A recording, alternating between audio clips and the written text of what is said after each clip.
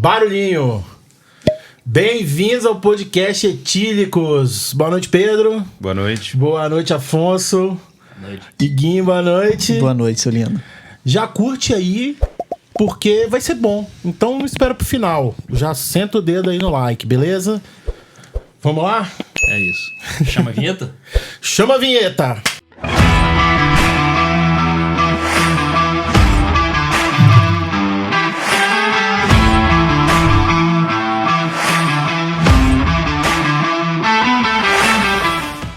Pessoal, começar agradecendo os patrocinadores. Importante. Tem algumas empresas que estão ajudando muito esse podcast a nascer e a permanecer. Dentre elas tem aqui na mesa algumas garrafas da Princesa Isabel, algumas garrafas da Santa Terezinha, 2 cachaçarias que estão apoiando muito. Outro patrocinador... Momento recebidos. A gente vai fazer um open box aqui ao vivo. Aí sim, hein? Aqui é o... Vencemos na vida. Isso aqui é um envio da Whisky Prime. Meu sonho era receber um recebidos não pagos. Vai Você vai receber 2. O Whisky Prime mandou pra gente um set de taças e... Um set de taças? Taça coisa fina. Ai, meu Deus. Todo recebido lá de casa é da Amazon Prime, né? Mas, pô, você tá lá olhando, aí vem o frete grátis, que eu compro ou não compro. Pronto, comprei. Essa aqui é a que o Pedro já furou a fila. Pegou uma. Precoce.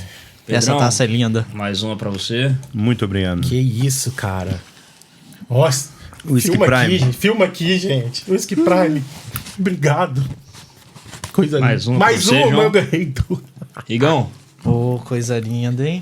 2 pra você. Fiquei até descabelado. Afonso. Vou pegar 2 aqui, hein? O Whisky Prime é só de taças ou eles vendem whisky? Como que é? Então, o que é o Whisky Prime, né? O Osvani tem uma natureza empreendedora muito forte e ao longo do tempo, entusiasta de whisky ele queria ter copos, taças, ele gosta dessas coisas. E no auge da pandemia ali, a gente não encontrava, a gente queria comprar uma taça qualquer, não tinha. Queria uma taça diferente, difícil sem você poder ir numa loja de artigos assim, né? Todo mundo preso dentro de casa. E ele teve a ideia de fundar essa empresa. É um empório, uma boutique de artigos, souvenirs para entusiastas de bebida, principalmente bebida destilada. Tem uma variedade enorme de taças. Essas 2 modelos que ele mandou, um para cada um de nós, é uma taça que é feita exclusivamente para o Whisky Prime aqui no Brasil. Então, se essa taça estiver na prateleira de alguma loja, ou é da Whisky Prime, ou a Whisky Prime está fornecendo para essa loja. Sensacional. Coisa linda. Whisky Prime, obrigado, hein? Obrigado. Obrigado, hein, Whisky Prime. Obrigado. Vamos Momento seguir. ASMR Eu vou te falar do assim, recebido. É atualmente a minha Olha taça o som do capitalismo. O sonzinho, olha, mais desembrulhando. bonita e mais delicada, cara. Olha essa taça, que coisa linda. Maravilhosa, né, cara? Pra todos os viciados em estourar plástico bolha, o meu beijo da noite. Ih, esse aqui não tá fazendo... fez barulho. Aí que Isso. É o som do capitalismo. Essa taça que você tava falando aí, Pedro, tem uma coisa interessante. A Whisky Prime tá vendendo essa taça, é feita sob encomenda para a Whisky Prime. O nome dela é 1820 Blenders. Porque é uma taça que tem registro histórico na Escócia, século lá 19 por aí. É a taça que os Master Blenders usavam para fazer as blendagens de whisky. Então, esse formato dela disse, né? E eu acredito muito, porque eu já tive essa experiência com essa taça.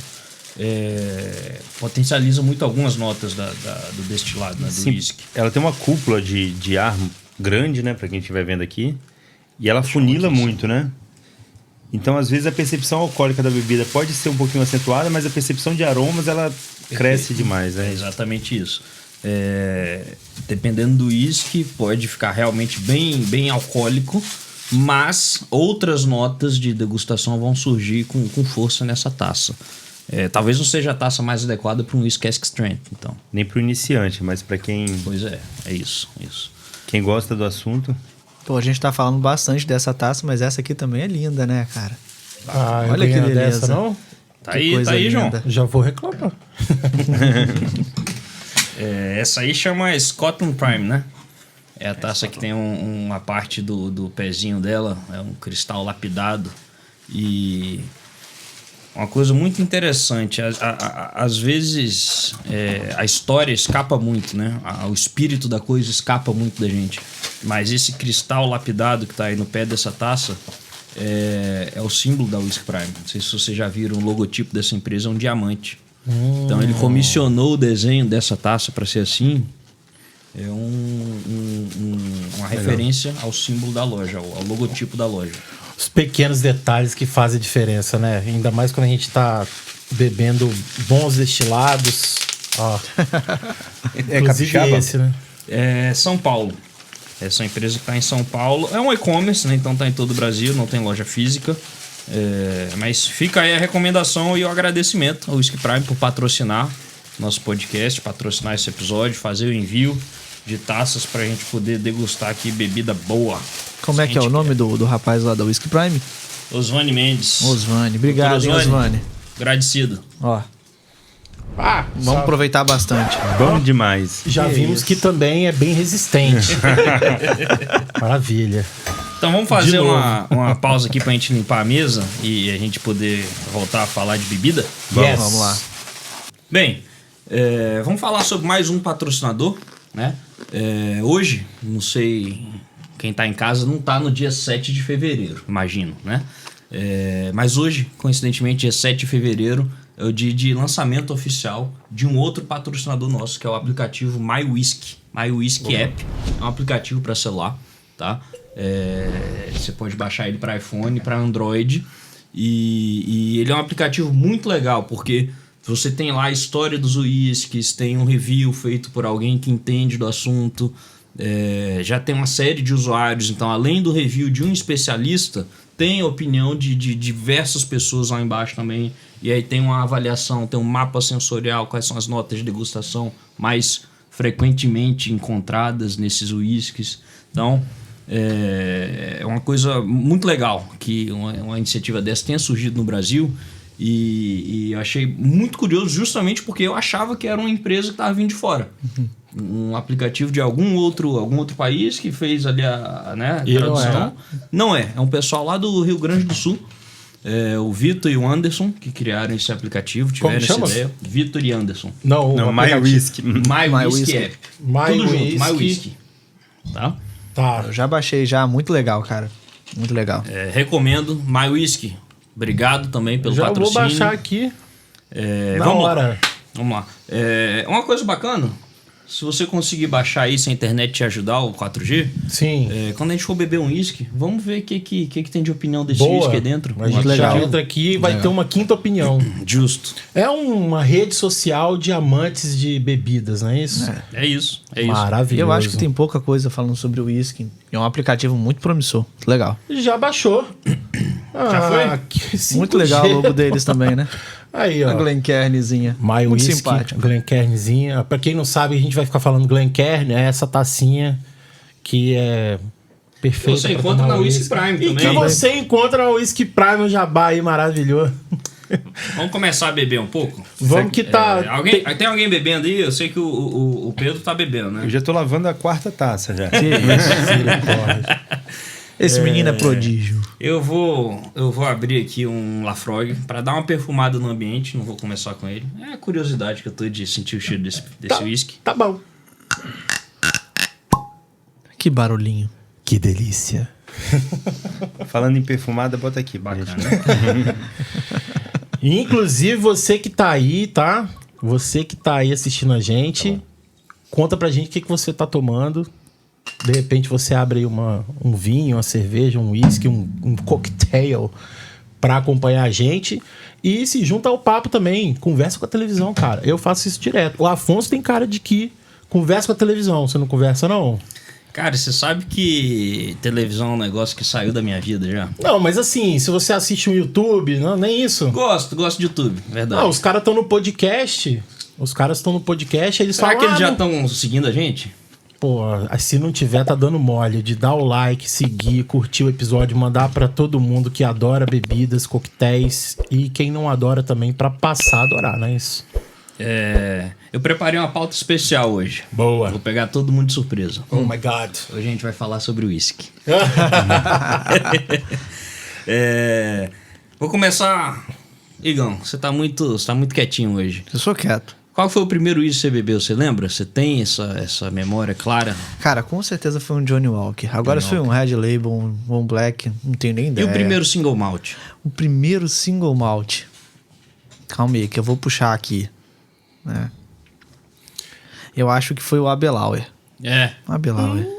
Então você já começou bem demais. O Abelauer é um bom single malt, né? É o que eu não tenho certeza se foi o primeiro, mas é o que me traz a lembrança, assim, de bastante tempo. E você se lembra de, no primeiro contato com isso, que você já gostava ou foi um prazer que você foi amadurecendo? Eu já tinha contato com destilados, né? Com a cachaça, principalmente, desde muito tempo. Então, não foi uma coisa assim, não, foi muito diferente, né? Logicamente é um whisky, um single malt.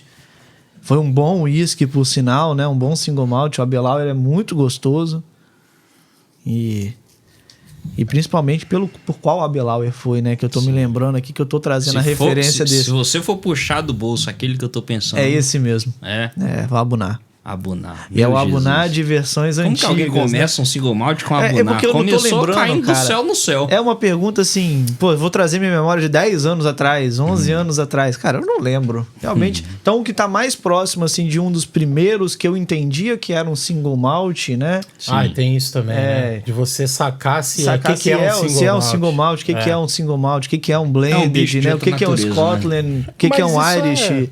Então, acredito que entendendo o que eu tava bebendo ali foi o Abelauer Abunad, né? Entendi. E ele foi um dos melhores whiskies. Agora ele tá perdendo para outros, porque realmente a competição é injusta até. É justo. Mas é um grande whisky, ele tá no meu top 10. Não, é injusto.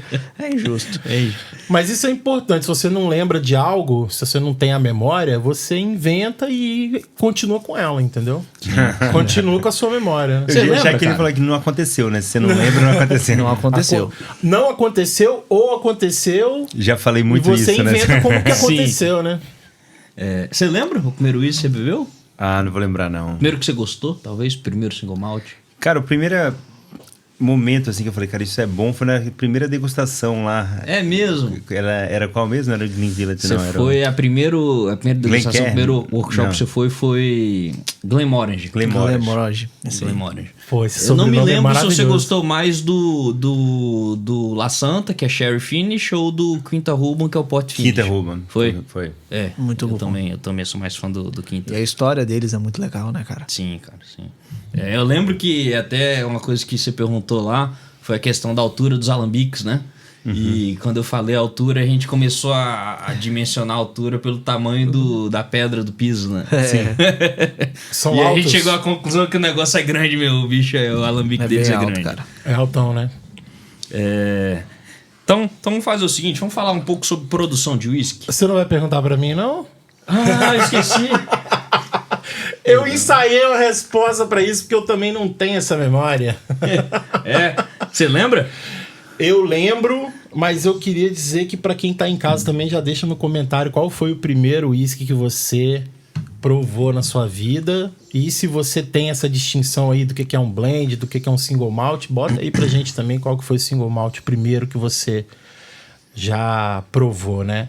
Eu acho que o primeiro whisky que eu provei, se não foi um Red Label ou um Black Label, foi um Teachers. Olha só. Eu ia chutar White Dog no meu caso, mas ia ser chute. White Dog ou White Horse? White Horse. Talvez um White Horse, né? São whiskies que aqui no Brasil sempre foram muito famosos, né? Talvez um Ballantines, mas eu acho que foi um Teachers. Eu tenho memórias de um RTD aí, que o pessoal aqui adora, né? O Igor adora um RTD de açaí, um negócio com jabuticaba, Delícia, docinho, cara. Delícia, que existia da docinho Teachers, de bandido. Que existia da Teachers, que chamava TG. Era Teachers com Guaraná na garrafinha de vidro, cara. Meu Jesus. É, Esse pois aí eu não tenho lembrança não, viu? É assim que a gente... Eu sou jovem, né? Você é jovem. Vendia lá na Mais, era o sucesso, cara. RTD de uísque. É ou seja, mesmo? Tinha isso, cara? tinha isso. E era o quê? Garrafinha Antes de vidro, da Ice, de garrafinha plástico? de vidro, daquela igualzinha da Smirnoff Ice, Olha de só. Teachers com Guaraná, TG escrito Os caras estavam há muito tempo, muito na frente do tempo deles. Muito Então, à né? frente Hoje em do dia o tempo. RTD invadindo a prateleira do supermercado aí. Exato. Alguém tem que começar, né? É justo. Muito mas você maneiro. lembra do Teachers, Do Teachers. não especificamente, mas possivelmente. Sim, possivelmente, ou um Red Label, alguma coisa do gênero. Entendi. E o primeiro que você gostou muito foi esse, o Teachers, o Red Label? O primeiro que eu gostei muito foi o Black Label. Ele é mais defumadinho, mais salgadinho, eu gosto de... O primeiro whisky que eu gostei realmente foi o Old Parr 12 anos, cara. Olha, é bem suave, né? Bem... Eu tenho a suposição de que o Old Parr 12 anos que a gente encontra no mercado hoje já não é exatamente aquele que eu bebi, que eu gostei e que começou isso tudo, né? Mas e o paladar não é mais o mesmo também, né? a pessoa muda A também, pessoa né? muda, Ninguém então se é muito banha no difícil. rio 2 vezes, né? Pois Olha só, filosofia Elizabeth? também. Filosófico. São filósofos Estamos. naturalistas. É um poeta. Que depois da primeira vez o rio já não é mais o mesmo também, nem você. Nem você. É isso. Ó, dorme com essa agora. Só um comentário. Mandou Vocês já leram os poemas do Pedro? Não. Pô, o Pedro é um grande... Ah, não. Já li sim. Lá Inclusive, na Princesa, tem na inclusive, parede, né? Muito bonito, muito bem escrito, cara. Parabéns. Muito obrigado. O que você vai mostrar pra gente aí? É que é uma frase do filósofo Heráclito. Eu lembrei aqui, rapidinho. Puxei na minha memória aqui. Vamos falar um pouquinho sobre produção? Bora. Não sei se tá claro pra todo mundo lá em casa, ouvindo, assistindo. Como é que se faz um whisky? Né? Quais são as etapas do processo produtivo? Então, Pega papel e caneta.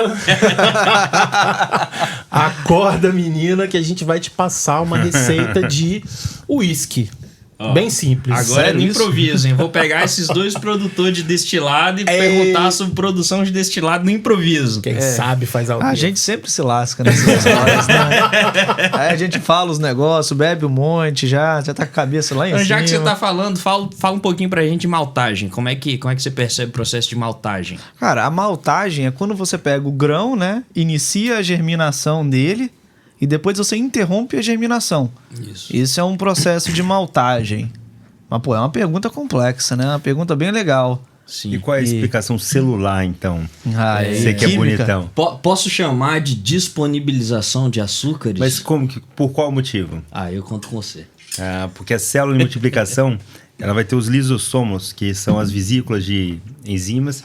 Então, que aí esses lisossomos têm as enzimas que vão quebrar o amido em disacarídeos, que é o malte, né? Que é um disacarídeo. Perfeito.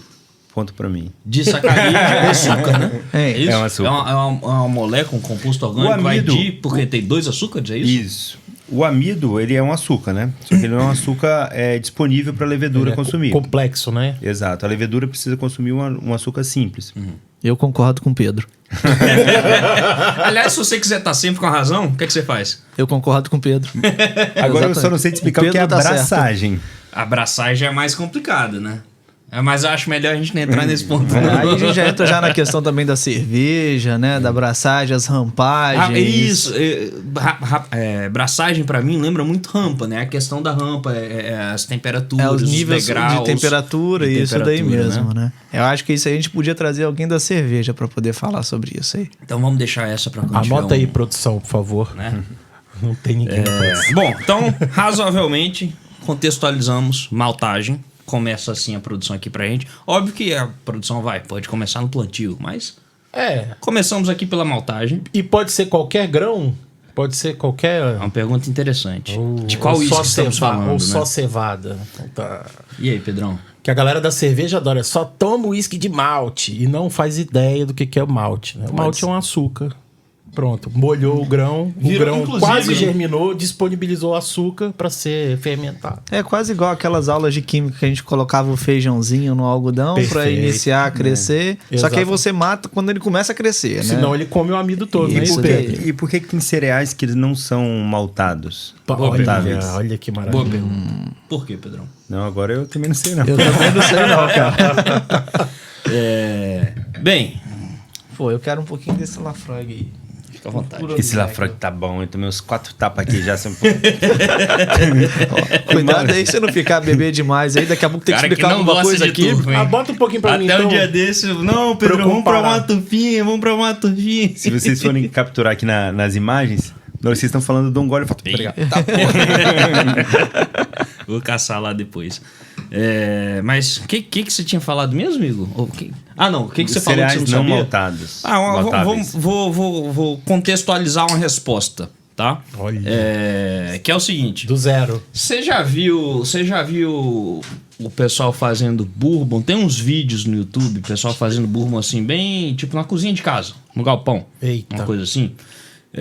E o cara vai fazendo aquele mosto, né? Vai cozinhando aquele mosto e vai adicionando a levedura. E é interessante como aquele mosto já com a levedura muda e como acelera o processo de fermentação da levedura quando ele coloca o quê? Cevada maltada. A quantidade de açúcares, né? Possivelmente. Tô caminhando nessa linha de raciocínio. Tá, Igor. desculpa. Vai lá, Não, continue. é uma suposição minha. Não sou especialista, né? Mas tem essa suposição. Imagino que a composição orgânica da cevada traga mais açúcares. E aí, dependendo, cada levedura tem sua especificidade também, né? Sim. Então, para certas leveduras que conseguem processar esses açúcares disponibilizados pela cevada, você tem, então, um mosto muito mais rico em açúcares, que é o que a gente quer, né? Para fazer uma de bebida. repente a estrutura também do Vai ficar de dever de milho. casa pra mim. Na próxima pra vez. você No e- próximo. O e Pedro pra tá quem certo. tá assistindo a gente também e faz alguma ideia do porquê alguns não são, ou até são, mas fica difícil utilizar para produção Cereais de bebida. maltáveis e os não maltáveis. Maltáveis e não maltáveis, ou todos são. Já responde aqui no comentário, Já né? deixa aí pra gente poder, né? Não ficar com esse problema pra gente ter que fazer essa pesquisa, por favor. Viu? Ajuda no dever de casa aí. É isso. Bom, vencida a etapa da maltagem, vamos falar então sobre fermentação. Você quer começar, Pedro? Eu vou simplificar, né? Boa. Quando o cara não sabe... Gostamos. Toda bebida no mundo é a mesma coisa. Qualquer bebida. Ela vai ser um carboidrato, um açúcar, que é um carboidrato, que uma levedura fermentou, ela atuou no seu processo de digestão ali, a excreta da levedura é um álcool, CO2, e o resultado também é calor. Então, qualquer bebida que se for no mundo é um carboidrato que fermentou, aí pode terminar por aí ou destilar. Então, se você for vinhos de uvas, eles vão ser carboidrato da uva que fermentou. As grapas, que são a uva que fermentou, aquele bagaço ali embebido em álcool que vai ser destilado.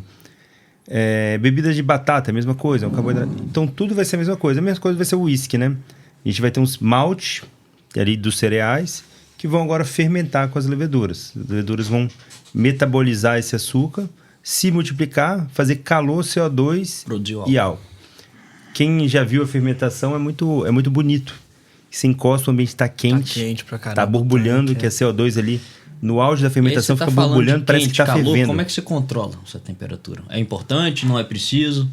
Tem várias teorias, várias técnicas e teorias, né? Tem bebidas que você não controla, você deixa acontecer aquilo naturalmente, porque ou vai fazer parte também do tipo de flora ali que está surgindo.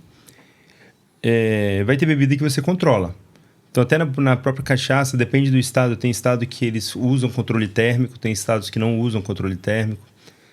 Depende do seu local. Então, por isso que aí entra o terroir também. Aí a gente vai entrar numa briga que tem muita gente que defende que não tem terroir, que dá para você mimetizar o destilado em vários outros locais.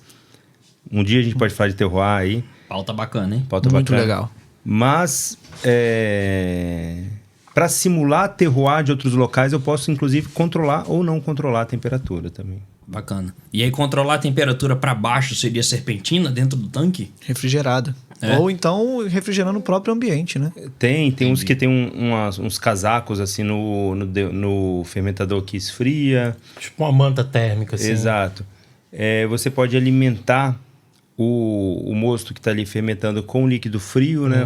Porque você não bota tudo de vez. Aliás, tem bebida que você bota tudo de vez para fermentar. Mas tem outras que você vai alimentando de pouco em pouco. Até pra controlar o Brix dentro da bebida, né? Tipo, porque a você pode dar quantidade de açúcar ali, se for muito alta, você mata a levedura. Tecla né? SAP. O que é BRICS? Brix é a medida de quantidade de açúcar dentro da bebida. Um Né? momento nerd aqui pra vocês. Você pode dar um choque osmolar na levedura. O que é Olha. isso? É muito nerd. Não, agora eu vou tirar a roupa aqui. Osmolar. Deve vir de gravar, osmose. vou gravar sem roupa, porque eu Exato. não tenho roupa pra estar do lado Desse homem, não, cara. Se você botar muito açúcar de vez, o açúcar ele tem um poder osmótico, né? Ele puxa água. Então você pode acabar matando, botando a levedura no momento de quiescência, onde que ela para de se multiplicar. Sim. Então uma técnica é você ir alimentando aquele moço ali de pouco em pouco, para a levedura estar sempre entendi. funcionando. Sempre. É um fungo, né? Um organismo vivo. Faz sentido. Então, aumenta muito a temperatura, morre. Diminui muito, morre. Aumenta muito o açúcar, morre. Diminui muito, morre. Aí, no caso, Morre, no caso da tem cachaça, que cuidar. né? É bem diferente do da cerveja, por exemplo. Na cerveja você normalmente controla para frio para realmente não ter contaminação externa. Né? Você deixa lá duas outros semanas. micro-organismos Não, e o que período de podem- fermentação também da cerveja, a maioria, se bem que tem a Kveik também, né? Que é uma outra levedura muito diferente. Sim. Que ela é tipo os vikings das leveduras. Ela funciona a temperatura ambiente, você coloca num pet mesmo, ela consegue funcionar, né? Eu nunca usei ela, mas eu já ouvi falar dessa levedura aí. E a cerveja você coloca lá nos 5 graus, depende. Você vai controlando, né, a temperatura para não ter contaminação externa. E já na cachaça, realmente é muito rápido o processo. E como a multiplicação das leveduras são muito rápidas, você tem um calor muito maior, né? Entendi. Por isso que esquenta. É bem legal. O uísque provavelmente não controla a temperatura porque eles são em lugares frios, Muito né? frios. É. Os países que historicamente são grandes produtores de uísque estão em regiões com clima bem frio, né? Alamas. Você chegou Como a conhecer você é Alamas, meu né? guru do sexo do Himalaia do uísque, Então, você que tá Opa. vendo, é esse momento que eu vou me ferrar na pergunta, hein? como não? Os uísques de locais quentes, tipo Brasil, tipo Lamas, Union, eles Índia. fazem controle de temperatura, você sabe disso? Cara, você me pegou. É uma pergunta que nunca me passou pela cabeça. A Union, não me lembro, eu acho que tem serpentina, fermentador deles, mas não me lembro, me Mas a foge Union isso. tá no sul, né? A Union é um lugar bem frio Tá no relativamente. sul, mas veja bem, no frio é bem frio, no verão é bem quente lá. É. Bem quente. Amplitude térmica, já que o Pedro começou a trazer, né? Nas palavras bonitos, eu vou me salvar com amplitude térmica. Muda muito, né? Bacana. Na com Escócia certeza. deve ser frio sempre. Na Escócia é frio sempre. O verão escocês é mais frio do que o nosso inverno capixaba, né? Mas o nosso inverno Não é muito capixaba é difícil. mais frio do que lá, na verdade, né? A sensação, a gente sabe. Todo mundo fica com 3 casacos na rua, né? Baixou Só falta 2 pôr graus, echarpe, vai pra Pedra Azul, né? Isso aí. Casacão de couro. passando um calor danado, mas sem perder a pose, com certeza. Pra quem não é de Vitória, né? Boiou nessa aqui. A gente brinca muito que o Espírito Santo tem um inverno capixaba que é frio, somente o mínimo possível pra gente poder botar um casaco. Porque na verdade ainda é quente. Ainda é bem quente, é verdade. Vamos falar então da próxima etapa, destilação. Quem quer mandar essa? Fique à vontade aí. No roteiro era você. Você que tá jogando pra cima de mim aí de... Então, é que a gente improvisou aqui, né? Entendi. Mas vamos falar meu... de destilação então? Vou botar Posso? meu óculos novo, então, pra não destoar da mesa. Agora você tá combinando. Agora você tá com cara de Etílicos Podcast. Exatamente. Todos os 4. Todos os 4 de óculos. Pô, eu só fiz o óculos pra não destoar. Na verdade não tem nem grau, né? É Tem, só pra não. estar na mesa.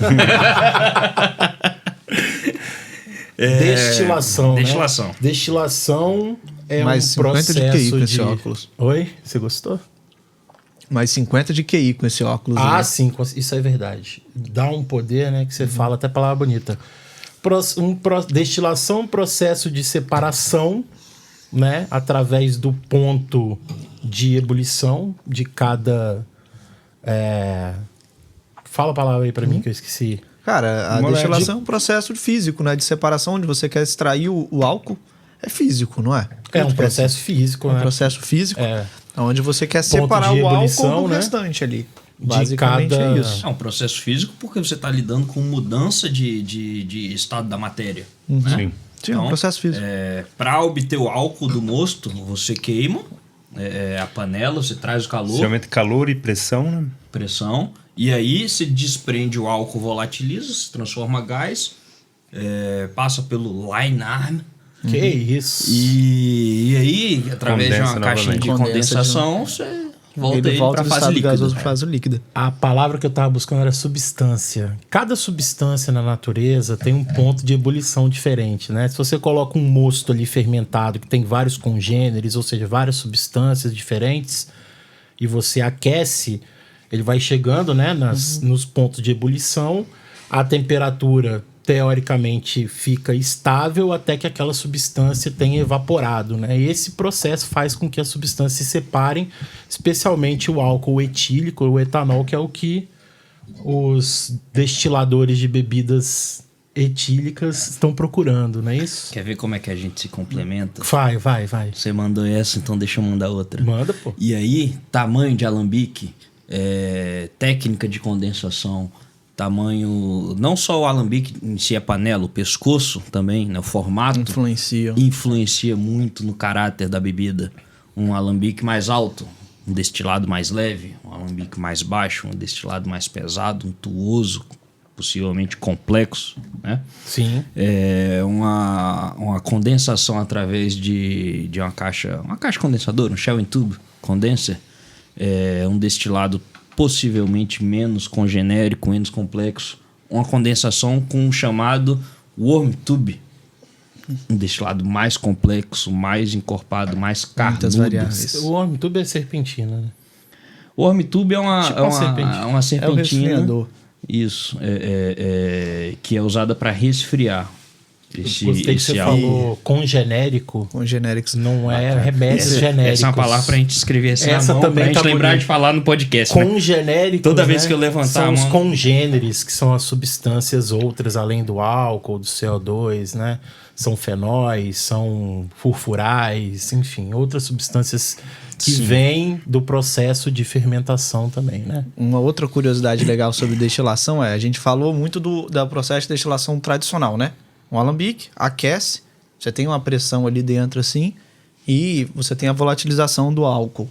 Mas tem um outro processo que é a destilação a vácuo. Ó, Né? verdade. E O Rotovap usa muito, o né? rotovapor, né? Que é o Que é um mesmo processo processo, de só que é o inverso, né? Ao invés de aquecer, você diminui a pressão. É um empurra, você PVT chupa. por motor, né? A pressão vezes volume vezes a temperatura é igual a pressão inicial vezes o volume inicial vezes a temperatura inicial. Cara, você... Mostra sua mão aí. Mostra sua mão. Não, cara, isso daí é o... Ele A escreveu minha isso na parte mão. da bicho. engenharia aí eu tenho que lembrar eu um gravei pouquinho. como Povotô Piviti. Povotou PVT, isso daí, né? Se eu não me engano, o Na Bernoulli, escola, o isso professor daí. falava essa cola aí, né? Povotou PVT. Aonde você aumenta, você mantém o volume, né? A mesma coisa, só que você altera a pressão. Então, funciona igual uma panela de pressão, só que inversa também. A panela de pressão, a gente pressuriza ali dentro com a água, e quando você pressuriza, você aumenta a temperatura de ebulição da água. Então, você faz o inverso. Você cria um vácuo dentro do alambique, né? Inclusive, tem uma destilaria aqui no Brasil que faz isso, né? Pedra Branca, né? Eu não lembro o nome. Pedra Branca, lá de Paraty. Eu sei que é do Rio de Janeiro, é isso mesmo, eu não lembro o nome. Que Mas aí bacana você isso, cara. diminui a pressão ali dentro, e quando você diminui a pressão, você diminui a temperatura de ebulição do álcool. E aí você consegue destilar a temperaturas bem baixas, né? É porque aí o álcool precisa de menos esforço para romper, né? A pressão A atmosférica. destilaria mais da moda no mundo hoje, que é a Empirical Spirits, ela é com alambique também de... Falhou a memória. De Vácuo. A vácuo, né? Interessante. Vamos dar um passo lá atrás. A gente tá bebendo Lafroig, Talisker. São bebidas, whiskies, turfados. Onde é que entra a turfa nisso, cara? Como é que a turfa... O que é turfa? Como é que ela chega no whisky? Quem foi o desgramado que teve a ideia, né? Não, eu vou falar quem foi o desgramado. Quem foi o gênio que fez isso, né? Porque, pô, a turfa é uma delicinha. A gente tá bebendo E se eu te turfado falar aqui. que não foi feito com turfa pra ser gostoso, isso foi um acidente? Com certeza. Tá igual o Toscanelo. Devia ser pra secar, né? Devia estar úmido. Ele falou, vamos secar esse trem. Sim. Turfa é muito, muito abundante na Escócia, não é isso, João? Bastante. O solo escocês está repleto de turfa. Não é trufa, é turfa. Bom ponto. É um carvão vegetal, né? Que já foi pântano, enfim. Que é utilizado para fazer fogueiras, né? Você pode colocar a turfa também como um sedimento vegetal, um material orgânico oriundo de formas de vida vegetais em decomposição, em costas, né, de água, de mar. Na Escócia isso é muito comum. E esse material em decomposição tem uma característica que é ser muito incendiável. Então, você tira... É como se fosse um pântano, um mangue, né? Você põe uma pá lá, retira um tablete assim desse como se fosse quase uma argila, desse material do chão. Material e você deuses. Seca ele, você deixa ele no sol. Ele vai ficar completamente desidratado, ressecado. E aí ele se tornou um material altamente incendiável. Uma vez que você acende, ele produz muita fumaça e é muito difícil de apagar.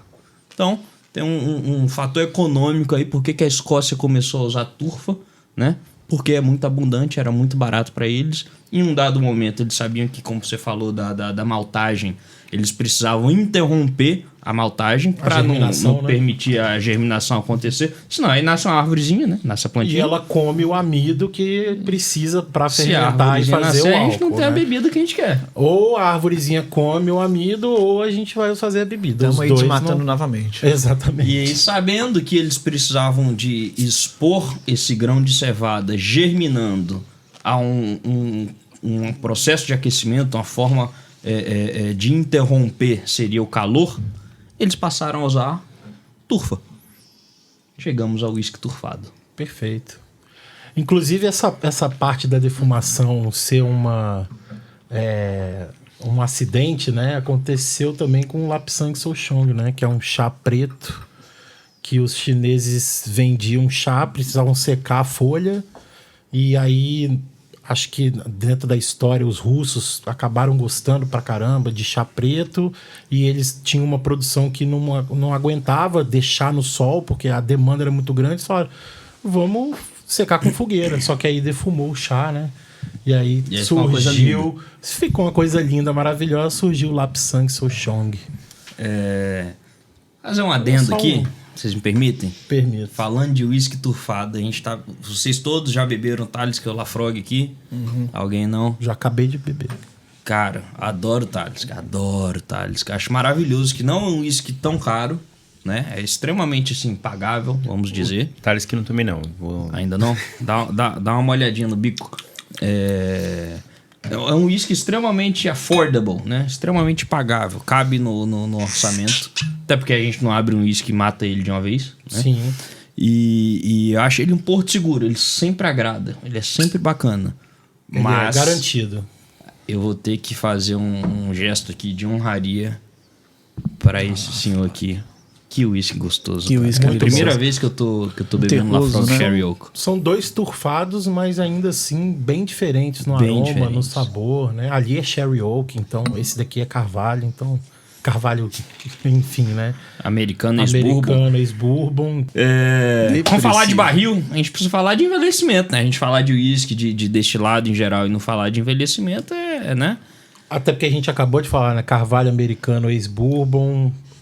Sherry Cask. Então o pessoal que tá boiando em casa aí se liga nessa explicação do Afonso. Vou passar a bola pro Igor. Não, ele já falou pra você, cara. Que isso. Eita, caiu aqui o meu microfone. O homem ficou nervoso. Então, pega aí o microfone, o fone. Foi o fone, não, né? já voltou. Eu sem querer que baixei aqui a perna. Vou falar um pouquinho de envelhecimento com o Pedro, porque tem uma coisa que eu quero perguntar. Eu sou mais velho, né? Agora é. Falou que é. Ele vai jogar polêmica pra mim depois. Antes da gente discorrer, digamos assim, mais profundamente sobre envelhecimento, conta pra gente um pouquinho de tocar música no armazém. Tocar música no armazém? Porque lá na Princesa Isabel a gente toca música no envelhecimento. E essa cultura, ela vem na Europa de casas de envelhecimento de cerveja e envelhecimento de vinhos. Porque se acreditava que o canto gregoriano das igrejas fazia com que a cerveja e o vinho lá daquelas casas, das adegas ali embaixo, envelhecessem melhor pela vibração. E tem muita gente que defende isso, estuda. Eu sou da classe que acha que talvez, historicamente, o grande impacto é porque os monges eles eram detentores das melhores terras e do conhecimento. Então eles eram melhores agricultores, né? Eles eram melhores produtores. Exato. Eles Até eram meio desafinado. Exato. Brincadeira. Mas lá a gente usa, assim, por uma questão de história, né? De respeito. A gente acha que o ambiente... A gente não sabe como que a energia interfere. Atrapalhar não vai, né? Mas o ambiente fica diferente, né? Quem chega lá, pega aquela atmosfera... Aí entra na Mas questão é da o Tchan energia. que toca, não? A gente tem duas salas. Uma sala de carvalho e uma sala de madeira brasileira. E muda a música. Aí carvalho é só música clássica e madeira brasileira é só bossa nova. Pô, que demais. Será que vai tocar o Tchan lá um dia? Com certeza. A gente Em homenagem ao Thales, que nossa Sheila Carvalho, né? Rapaz, é o tio, eu não sei. Pega essa de Ágia. É o tio, eu não sei, mas Márcio Vitor, né? Vai, Márcio Vitor. Vou comprar essa tiragem. Então, momento curiosidade quase entorpecente de música. Imagina um barril de cachaça uísque escutando El Chan, hein? Gostei. Explica um pouquinho pra gente, Igor, o que é o envelhecimento da bebida? Basicamente, quando o envelhecimento, né? Quando a gente fala sobre envelhecimento, a gente está falando de interação álcool, em grande parte dos destilados, né? Madeira. É isso daí. O álcool vai excitar a madeira e a madeira vai devolver a característica dela. Então, se você deixar mais tempo, possivelmente você vai ter alguma coisa mais envelhecida. Não é uma regra, né? Isso daí. Afinal, você tem variações ali, N variações no processo de envelhecimento, mas via de regra é isso. A transmissão da carga da madeira, né, dos óleos da madeira, para a bebida, para o destilado. E o processo de oxidação, de evaporação, tudo ali, o barril, no momento mais quente do dia, os poros se dilatando, a bebida entrando na madeira, no momento mais frio, o poro se contraindo, a bebida saindo da madeira, tudo isso vai contribuir para uma bebida envelhecida. O Igor botou 2 pilares, eu acrescentaria 3, né? O oxigênio. O oxigênio também é a reação da madeira, bebida, oxigênio. madeira e oxigênio, né? Porque o oxigênio com álcool, ele vai fazendo sua primeira reação ácido, que no futuro vai virar fenol, isso aí vai evoluindo as oxidações. Essa oxidação lenta vai fazendo com que gerem compostos fenólicos de forma lenta. Com o tempo a bebida fica muito mais agradável. Se você faz essa reação de forma rápida, simplesmente abre lá tudo, oxida, aí você vai produzir muito ácido de vez, né? Então vai ficar muita contaminação acética.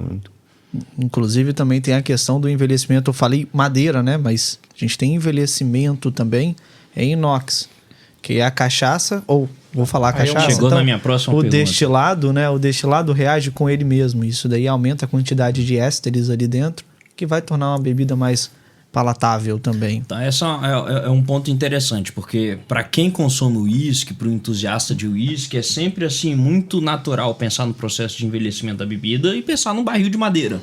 Mas, por mais que o uísque seja uma bebida que para fins de envelhecimento é só no barril, só na madeira, para outras bebidas isso varia. Então a cachaça, tem cachaça que é envelhecida em inox, não é isso? Sim. É possível o vinho envelhecer dentro da garrafa? Sim. Vinho de guarda. Como é que é isso? Né? Como é que você explica que a cachaça envelhece no inox? Como é que você já deu uma palhinha nisso? E o vinho envelhece dentro da garrafa fechada? É só você não se perder no nome, né? Às vezes o nome faz a gente se perder. Não é que ela envelhece no inox. É que no inox a gente não está falando num sistema totalmente fechado. É um sistema Existe uma cúpula de ar. aberto. Então ela também vai oxidar de forma lenta ali quando ela está no inox. É uma maturação, né? O que acontece no barril de madeira. com o oxigênio também vai acontecer ali. Você está entendendo? Mas... apenas sem interação com a madeira. Exato. Porque é inox. Mas se você me fala assim, olha, eu tenho uma estrutura inox fechada, hermética, não vai ter evolução. Se você tiver um vinho com screw cap, aquela rolinha, aquela tampa de metal, ele vai evoluir muito pouco ali, né? Vai evoluir só é mais hermético, né? Ali entra pouco ar. Por isso que os vinhos de guarda, eles são os vinhos que têm a rolha, né? Porque a rolha permite uma cortiça. oxidação Cortiça lenta. natural. É. É aquela cortiça sintética, então não contribui para o processo de envelhecimento do vinho em garrafa. Contribui também, que aquela Contribui cortiça também? sintética também permite a oxidação. Não da mesma forma da natural, né? É, porque tem rolha que não é cortiça sintética, né? É, É, só cortiça. uma borracha mesmo. Sim. É só uma rolha de... Se for silicone, aí geralmente Silicone e não tal, é. Isso não aqui, oxida. ó. Aqui tem vários Mas tem exemplos. rolhas hoje... Essa aqui, por exemplo, do Talisker, se eu não me engano, é uma cortiça natural. É natural. Acho que sim. Ó, Ó. é uma cortiça natural. E aqui, Sassafrás mesmo, cortiça sintética. Olha, Que barulhinho gostoso. muito bom, né? E aí chegamos na máxima, aquela pergunta assim... O meu avô tem uma garrafa de Black Label em casa há 35 anos. Polêmica isso daí. O Black Label tem 12, então o whisky tem 47 anos, tenho certeza disso. É ou não é? Não, Não. não é. Não é. Tá fácil essa resposta, É porque né? quando a gente fala também de envelhecimento no inox, né? Também tem a questão, acredito que a gente pode falar de oxidação, né? É uma oxidação também que acontece ali dentro. Quando a garrafa tá fechada, pelo menos eu nunca li uma pesquisa que fizesse alguma coisa, alguma correlação de cachaça lacrada ou de destilados lacrados, inclusive hermeticamente fechado, né? Que não tivesse nenhum contato com o meio externo. Mas Igor, eu acredito que não tem diferença ao longo do tempo na garrafa. Eu acho que vai ter Em- alguma deteriorização. Deterioração, é. Principalmente Foi difícil essa quando palavra. você levar em conta as condições de armazenamento. As condições de armazenamento. Tu Esse imagina Black 40 Label anos tava enterrado Passou também? 35 anos Tava na enterrado. varanda, no céu. na varanda, no sol, A gente tem no que, calor, perguntar, tem que perguntar aos universitários, eu acho. né? E aí? Então Universitário. deteriora muito. Porque a maioria das moléculas ali de aromas, elas são fotossensíveis, né? Então, se você tem bebida que você gosta, não deixa na luz. Isso daí. Você tem que deixar fora da luz. O maior problema da garrafa é isso, a luz, né? Então, guardar sempre a garrafa num lugarzinho Escurinho. escurinho. Temperatura. sem luz. Ao controlado. abrigo Mas da aí você luz. quer mostrar, né? Pô, tem aquela garrafa Quer que você quer mostrar. botar... Aquela que você quer deixar ali no móvel, né? É. Rapaz, eu não tenho garrafa Compra que eu quero duas. mostrar, não. Na verdade, eu bebo tudo. Compra duas, Seu uma pra mostrar. tomadorzinho de Eu bebo cachaça. as duas. Bebe as Virou duas. até figurinha, né, cara? Muito boa aquela figurinha, por sinal. Sim. Foi um camarada que adora fazer umas figurinhas. Né? Você acha que não conhece ele, mas o resto da mesa aqui conhece. O Não Coca. precisa falar o nome do... Não, o Coca, O cara. Coca, ele o é um Coca. gênio, ele é um gênio das figurinhas. Conheço Coca. Beijo, Você Coca. conhece? Saúde, Coca. Então, acho que pontuamos, razoavelmente bem, questão da produção. Vamos seguir pro próximo. Tipos de whisky. Quais são os tipos de whisky que vocês conseguem lembrar aí de cabeça? De escocês? Você já Irish. falou? Irish Whisky, Scotland Whisky, Scotland Single Malt, Blended Malt. Ó, então, pera, acelera um pouco. Foi muito no acelerador. Vai por países, né? Então vamos falar de Países. Escócia. Escoceses, irlandeses, canadenses, americanos, Japonês. brasileiros, japoneses, indianos, enfim, Australianos, eu não sei se tem, mas é o que a gente deve ter. Vamos também, tem começar todo aquele lugar. que é mais Escocês. frequentemente lembrado, o escocês. O que você lembra de tipo de whisky escocês aí? Eu lembro de single malt, single grain, blended malt, blended grain, blended Scotch whisky. E eu acho que é isso. Perdi algum? Você poderia falar de new make, mas não é o whisky New make ainda, não é porque não foi whisky. envelhecido, É, né? de whisky mesmo. Acho que é isso, né? Bacana. Single malt, blended malt, qual a diferença desses produtos aí quando eu vejo na prateleira do supermercado? Eu aprendi com você, né? Que eu sempre achei antes, cara, que single malt era feito só com um tipo de malte. De uma única fazenda, eu também pensava assim.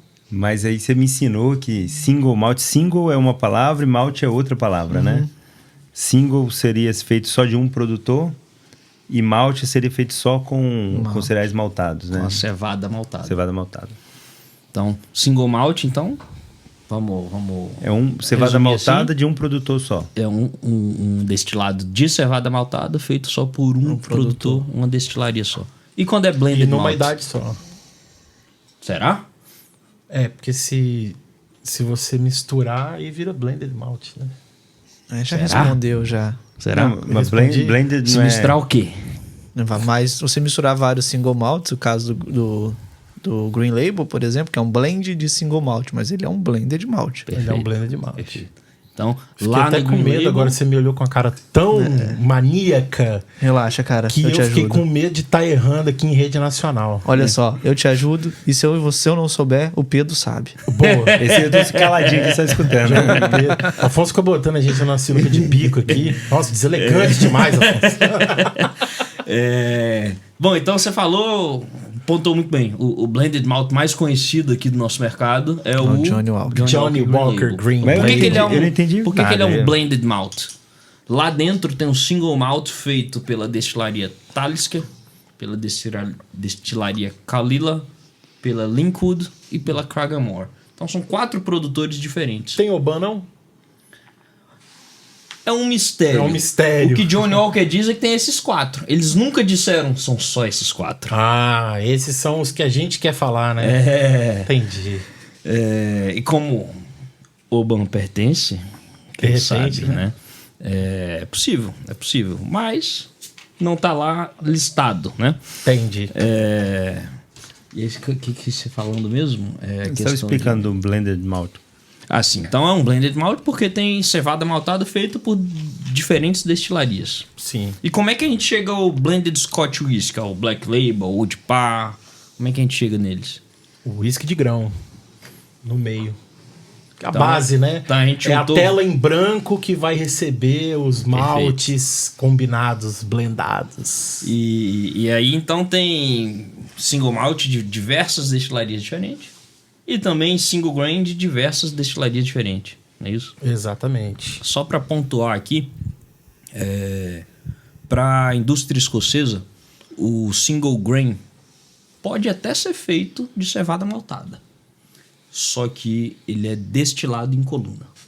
Então, quando a gente se refere a single grain, a gente está falando de algum whisky que não foi destilado em alambique de cobre. Então, Boa. temos um destilador contínuo. Dizem até que a destilação em coluna ela nasce para servir a esse propósito, né? De produzir o uísque de grão na Escócia, lá com o Eneas Coffee, tanto que chama de Coffee Still. É um fato também, curioso né? que ele era irlandês, né? É, Ele era irlandês A eterna briga, né? E aí surgiu na Escócia ou na Irlanda? Na Escócia. a né? Escócia que abraçou ele, que foi o cara que inventou... Que inventou a Destilação contínua. destilação contínua É de isso, coluna. é isso. Uma pergunta um pouco fora desse universo assim mais fatores de Deixa eu só te produção. falar uma coisa, cara. No Word tem uma reguinha aqui em cima. Aí você puxa a reguinha pra cá assim, ó. Fica tudo alinhado, tá ligado? Pedro é uma BNT, velho. Rapaz, Pedro é o cara. Não quero mais, não quero mais, não quero mais brincar. Eu tô incomodado, Deixa o cara. estilo do menino, pô. Olha o tom. Cara, mas eu fiz isso hoje numa correria, cara. Ficou lindo. Hoje não, foi ontem. Foi ontem, acho que à noite. Foi hoje. Foi Você hoje? falou comigo hoje de manhã. Foi hoje então, foi hoje. Que o dia foi longo. Não, nem quero pensar. Deixa eu tomar um skin aqui. Vai lá, pra vai lá, descansar. continua, Pô, desculpa. a gente continua Eu falando. ia fazer uma pergunta que você vai gostar de responder. Saindo um pouco de fatores de produção, você acha que para a indústria, para quem vai vender um produto, nesse caso uma bebida, storytelling é importante? O que é storytelling? Como é que ele contribui? Importante o estilo, você diz? O fato de a empresa adotar um storytelling, Ah, tá, entendi. Já isso é bem impacta fora. na venda, isso é importante, isso ajuda a sedimentar uma imagem do produto na mente do consumidor. Como é que acontece? Como é que você vê essa questão de storytelling para a indústria? Não, pra qualquer coisa, né? Storytelling pra relacionamento, né? Você que é um homem solteiro, meninas, um homem solteiro. O japa do whisky. O storytelling é fundamental, pô. O storytelling é essencial para vender roupa, para vender calçados, carro, qual é o carro mais seguro para a família, qual é o carro que tem não sei o quê, que dirige sozinho, assim, a bebida, né? Aproxima a marca da pessoa, né? Do dia a dia da pessoa. Ela deixa de ser uma garrafa qualquer na prateleira e ela vira aquela que é feita na fazenda tal. Todo mundo gosta. Quando você conhece, porque eu sou da família tal, meu avô não sei o que e tal, você começa a criar um relacionamento baseado em mais evidências, né? Em mais informação do que somente preço. Qual que é a garrafa, qual que é o rótulo, sei que você humaniza o produto. Não, qualquer coisa que você consome, às vezes o storytelling nem é da marca, né? Tem o cara que fala assim, poxa, meu avô só tomava Antártica, e ele toma Antártica, que nem é um storytelling da marca, mas é o storytelling dele, né? Sim, e a marca vai atrás Raízes disso. dele, né? Raiz do cara, né? A marca vai Mas atrás storytelling. disso, pô. Eu acho que você foi muito feliz. É como eu vejo storytelling. Assim, vai para venda de bebida. Quem olha um pouco para venda de bebida sabe que tem storytelling envolvido. Mas eu acho que muitas vezes foge vai do cotidiano das pessoas, que storytelling tá em tudo. Tem tudo. Então, a gente passou agora há pouco tempo um processo de eleição aqui. Tivemos eleições presidenciais. O que é eleição se não um grande storytelling? Uma pessoa falando que ela fez isso, isso, isso, isso, que ela vai fazer isso, isso, isso. Usando simbolismo o tempo todo, né? Usando simbolismo, mexendo vinculando, com crenças, com opiniões e tal. E tentando conquistar a pessoa que está lá do outro lado, né? Então, Sim. acho que às vezes passa despercebido. Então, por exemplo, eu sou um crítico ferrenho ao storytelling, digamos assim, meio que exagerado de produtores como The Macallan, por exemplo. Mas... Eu gosto, Macallan. Se você quiser mandar lá pra casa, viu? Não mande pra ele, mande pra mim, que eu gosto. Inclusive, um dos meus top 3 aí tem o Macallan. Storytelling tem que ser verídico, né? Ele tem que ser real, tem que ser verídico. E eu acho que eu, quanto consumidor, ele não pode ser forçado também, né? Você, putz, o cara faz storytelling forçado, inventa força uma barra numa história que não tem importância, né? Eu posso trazer uma experiência de embaixador de marcas? Por favor. Que o storytelling já vem pronto pra gente fazer treinamentos, representar as bebidas e tal. E alguns eu sinto isso, né? Que teve um cara do marketing que sentou ali e fez o storytelling sem falar com o Master Distiller, o Master Blender, sem ir na fazenda. Inside information. Não, eu já fui, né, embaixador de várias marcas, enfim, isso acontece com várias coisas. E a gente tem que transformar isso, né, em algo que seja palpável. Que seja palpável, exatamente, obrigado por essa palavra. Alguma coisa que chegue no cliente final e no bartender e no dono de bar de uma forma não forçada. Então, tudo que me soa forçado, eu brinco com isso. Eu falo para ele, inclusive, a marca diz que... E eu conto aquilo de tocar música clássica enquanto a bebida... Porque se você conta isso com a cara séria, querendo que a pessoa abrace aquilo... Se você soltar umas palavras bonitas, então... Nossa. A pessoa, de repente, fala assim... Quem que esse gordinho tá vindo aqui falar que toca Mozart enquanto ordenha as vacas, que faz Baileys, né? Fala, cara, é isso, pô. É esse cuidado com... Então você tem que dar uma maquiada, você traz essa informação, mas você deixa bem claro que talvez para a pessoa seja exagerado ou não, mas é o que acontece. Entendi. Posso te contar uma coisa sobre storytelling? Que eu Por favor. passei um tempo curto, assim, eu fiquei na Dinamarca. E lá na Dinamarca tem o Aquavit, que é um destilado local. E uma marca lá... O Devi, né? Existe uma marca lá chamada Linea. Linha é tipo aquele do Linha. carro. Tem um carro linha, né? Linha, tem tem um adoçante, tem um monte de coisa, Adoçante, perdão, acho que é adoçante. Mas tem um carro eu também. Era da Linha, né? Fiat. Nome, Era da Fiat. É da Fiat. razoável É da aí. Fiat. Aí o cara me explicou, o cara falou, não, é o seguinte, cara, porque aqui nós somos vikings, né? Nós somos desbravadores. Fala, Freud. E o navio ia cheio do destilado, com os barris, para vender. Eles iam fazendo comércio ali com a Escócia, coisa e tal, descia até a Europa lá para comprar sal em Portugal. Só que teve umas viagens que não conseguiu vender tudo e voltou com os barris cheios do Aquavit.